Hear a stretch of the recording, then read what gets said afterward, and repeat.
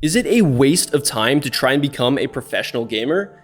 Well, many players dream of making it to the pro scene, but how realistic is that goal? Now think about it. Pro players have been playing for years, investing far more time than you. And if they've trained for, say, 5,000 hours and you've trained for less than 1,000 hours, then how could you ever catch up with them?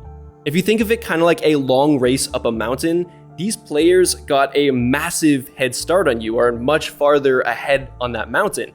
But as it turns out, they've actually wasted a lot of their time taking the wrong paths, coming back down and trying to go back up that mountain. And fortunately, you can learn from their mistakes and you can basically take shortcuts towards the top. So as a result, that seemingly massive head start that they've got might not actually be so big after all. For example, a scientist might spend a lifetime trying to make a particular discovery and learning how to apply it. But then a college student can learn that entire theory and application in a single semester. Similarly, a lot of time pro players have spent in the game was used to develop strategies, theories, and playstyles that you can now quickly copy. So a pro team might have spent 1,000 hours focused purely on developing a particular set of strategies that takes you and your team a few weekends to copy. And in games with constant updates and meta changes, a player might spend hundreds of hours mastering a particular character or playstyle, only for it to become completely obsolete in a new meta. Then even consider the S-curve of learning. In short, the S-curve of learning demonstrates how once we achieve a high level of skill, our rate of skill development slows down rapidly. So these days, that pro player might not be improving much at all, especially if their motivation has decreased with time or that they're no longer pushing themselves towards new playstyles. So in short, that head start that pros have on you isn't as large as you might think, and catching up is more realistic than you'd ever imagine. But there's still a problem here. Most players model their training tactics and performance around the pros. They end up using the exact same methods to get better. As a result, they improve at the exact same rate. So even after they take a few shortcuts on that journey, if they ultimately end up on the exact same path moving forward at the exact same pace as the pros, then you'll forever remain behind them. So if you want to make it to the pro scene, you need to think differently. You need to train differently. You need to embark on your own path that will allow you to climb faster and farther than the pros. So the big question is, how do you do this? In sports, as much as esports, we admire players who can use their intuition and feel for the game to make crazy decisions and then execute them flawlessly. And then in our own performance, we feel the same. It's those moments where we enter a state of flow, lose track of our own mind, and just feel our way through highlight-worthy plays that ultimately get us hooked to the game. But what if I told you that everything you love about the game is wrong? That intuitive flow state that gets you hooked is actually holding you back? What if I then also criticize everything, from the methods that you use to train to the way that you hold your mouse and keyboard or controller? Well, if someone tries to tell us that our entire approach to the game is wrong and that the feeling we love most about playing is really holding us back, then we might get a little angry. And that's exactly why many golfers dislike the player Bryson DeChambeau. But despite him playing a wildly different game than us, we can still learn a lot about his genius approach to the game. And by taking a similar approach to esports, you might just learn how to improve faster and farther than the pros. Known as the mad scientist of golf, Bryson spent the last 10 years questioning conventional assumptions about how to play golf. Everything he does is strange, from the equipment that he uses to his swing style and his overall training methods. Instead of trusting his feeling and intuition, he pulls from physics and geometry. As a result, he's been criticized for turning golf into a science. Golf announcer Brandel Chambly thinks that this kind of methodology will rob a player of their natural talent. He describes many top players today almost as victims of overly technical coaches and training techniques. But despite going against decades of conventional wisdom from all of the pro players that came before him, Bryson pushed back through the backlash and continued to train like a scientist. Then, in September 2020, it all paid off. He captured his first major championship, at the US Open, winning by 6 strokes. And as you might imagine, with his win came even more controversy, with fellow player Rory McIlroy even saying, "That's the complete opposite of what you think a US Open champion does." But obviously, Rory is wrong. As it turns out, this scientific thinking and going against standard approaches to the game is exactly what it takes to become a champion. So, what does it take for you to become a mad scientist of esports? And what precisely can we learn from Bryson DeChambeau that will set you apart from everyone else and help you climb even higher than the pros? The first step is to question everything. In the eyes of his detractors, conventional wisdom adds to the beauty of the game, and every step that Bryson takes away from this will then shatter that beauty. Similarly, his out-of-the-box thinking goes against decades of knowledge around how to perform the best. So how could it be that all of the great players before Bryson were so wrong? Well, before the 21st century, there was virtually no data on the factors that led to golfing success. People had opinions, but nobody really was able to do data-driven analysis.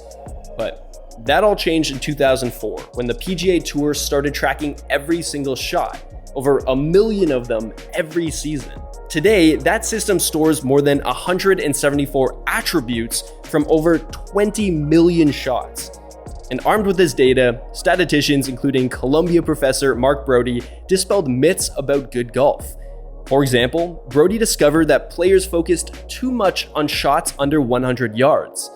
Instead, ball striking, especially off the tee and on shots from 150 to 225 yards, are the most critical in the quest to shoot for low scores. And this shows how conventional wisdom in any sport or esports from the top players in the world can still be wrong. After Bryson discovered this, he ended up developing a completely new approach to his game, which ultimately led to his victory at the US Open. Now, trying to think outside the box might seem kind of obvious on the surface, but rarely does anyone actually do this. Consider how often you have tried to question the norm and try to develop new theories or record and analyze new information. Questioning godlike players has almost seemed blasphemous in the past. If they're so good, how could they be wrong? But in reality, much of what it takes to improve faster and perform better has yet to be discovered, especially in esports. And think about it. Most gamers watch the exact same guides and the same information about how good players before them got good. But if you want to become better than those other players and better than the pros, you need to think outside the box. So consider diving deeper into the science of how to learn faster, how to develop motor skills quicker, and how to use theories to develop new training systems. Now, the second key lesson that we can learn from Bryson is to measure your own performance. In recent years, many tools have been developed to help golf players understand each swing's precision, power, and consistency. Yet, many players and coaches refuse to use these new tools or adopt a scientific approach. They assume that overanalyzing things will lead to overthinking and wasted efforts while taking the natural joy out of the game. But as a man of science, Bryson insisted on collecting data and getting immediate feedback after every single shot. He's likely one of the only pro golfers that brings a launch monitor onto the course so that he can mimic tournament conditions. Then, with all of the data he collects, he can study trends and identify how to improve. In esports, we can do the same thing using analytics tools. For example, Mobalytics, Leadify, and many other similar tools can give us advanced measurements and insights into where things are going wrong. Without these kind of tools, it's really easy to make incorrect assumptions about what our weaknesses are and then waste hundreds of hours training the wrong things. But with these tools, we can start to train like a scientist. Now, the third thing that we can learn from Bryson DeChambeau and his approach towards golf is brain training. DeChambeau and his team at NeuroPeak Pro have taken things to the next level by using brain training, otherwise known as neurofeedback. Now, if you aren't familiar with what this is, and I assume most of you are not, then I highly recommend checking out our video on this topic. But in short, it's a way to train your brain to enter an optimal state of focus on demand. And in my opinion, it's one of the most critical factors that allows Bryson to snap into the flow states more easily. For example, when it comes to putting, most players end up changing their approach and style to how they feel in the moment. And this reliance on intuition and feel can actually work out very well for most players. By focusing on feeling alone, these players can avoid letting their mind get overwhelmed with too many variables. But Bryson does the opposite. He reads putts geometrically with a technique called vector putting. Now this takes into effect the grade of the slope and the distance to determine where to hit the putt. This means that he has to logically analyze many different variables to plan his shot, which completely overloads his mind and takes out the intuitive aspect that others rely on. But somehow, despite this, he can then switch from analysis mode to performance mode in an instant. And being able to do this is much harder than you might think. Research shows that only seasoned meditators that have practiced meditation for thousands of hours can calm their mind in an instant. But Bryson's brain training is likely the massive tool that has allowed him to gain this ability. So how do you put all of this into action? Well, to my knowledge, the Esports Elite course is one of the few that really teaches scientific methods for developing effective training routines. So I definitely am biased, but I do recommend checking it out. That being said, if you're just starting to get serious about your game of choice, then I recommend just doing your own research, checking out more of our free videos on our YouTube here. In fact, I'll leave a playlist down below with more videos on how to improve your skills faster. Then as for the brain training, I'll also leave some resources down below as well, including a video that we made with a neuroscientist on how it all works. Then when it comes to analytics tools, there are tons available. As I mentioned earlier, there's Mobalytics, Leadify, and many similar ones like these. So just go into Google and type in your game of choice plus analytics tool. I'm sure you'll find some really awesome tools by doing that. So let's come back to the original question that we started with. Is it a waste of time to try and become a pro gamer? Well, for many players, it can feel this way. They start at a disadvantage against other players that have invested thousands of hours more than them. And on the surface, it seems like it's impossible to catch up. But by utilizing the knowledge of those who came before you, and then taking it a step further by adding a scientific approach to the game, you can gain a massive advantage. So, start digging into the theories and strategies that others aren't even considering. While many will criticize your unconventional approach to the game and tell you that it's holding you back, you'll be able to prove them wrong, showing them that your crazy thinking and unique approach to the game is actually your secret pathway to the pro scene.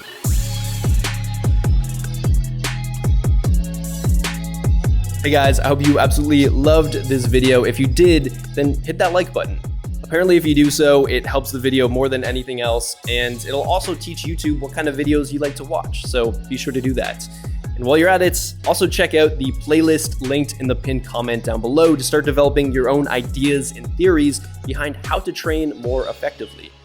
Then when you're ready to apply advanced tactics, test out brain training, and explore the other advanced ideas around how to become a pro gamer, then check out the more premium content and courses that we have.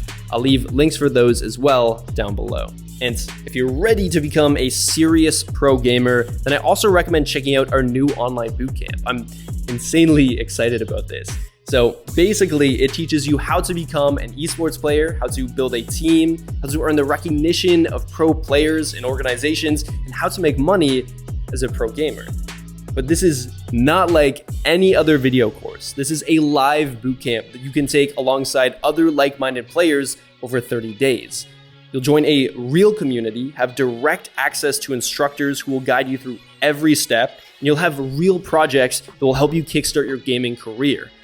Now, unfortunately, we can only accept a limited amount of students to help make this easier to manage, but if you're interested, then join now before the group fills up. If you are lucky enough to get access to the bootcamp, then by the end of the 30 days, you'll have started your pro gaming career. You'll be ready to dominate tournaments. You'll have built a foundation of a personal brand that you can use for influence and making money. and ultimately you'll be on the fast track towards esports success. So if you're serious about becoming a pro gamer, then check that out with the link in the description. And while you're down there, check out the playlist, hit the like button on this video, and show a little love in the comments. I love to see whenever you guys learn something new or have some new insights. This is really rewarding, and it helps me stay motivated to make more videos.